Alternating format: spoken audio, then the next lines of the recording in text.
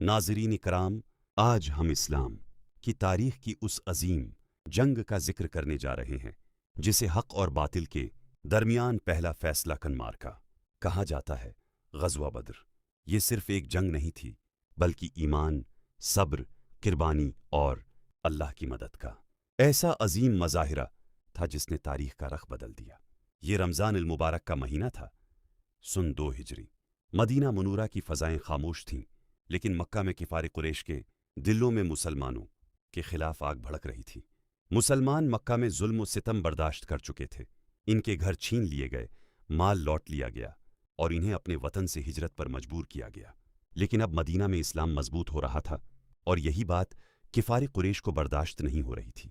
اسی دوران خبر ملی کہ ابو سفیان ایک بہت بڑا تجارتی قافلہ لے کر شام سے مکہ واپس آ رہا ہے۔ یہ وہی مال تھا جو مسلمانوں سے چھینا گیا تھا۔ رسول اللہ نے صحابہ کرام سے مشورہ فرمایا کہ اس قافلے کو روکا جائے۔ یہ جنگ کی نیت نہیں تھی بلکہ اپنے حق کو واپس لینے کی کوشش تھی۔ صحابہ کرام فوراً تیار ہو گئے۔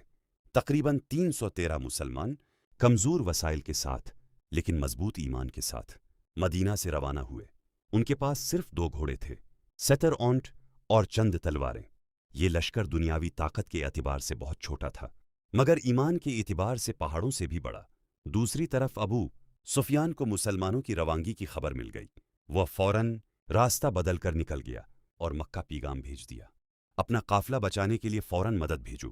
یہ خبر سنتے ہی مکہ میں ہلچل مچ گئی۔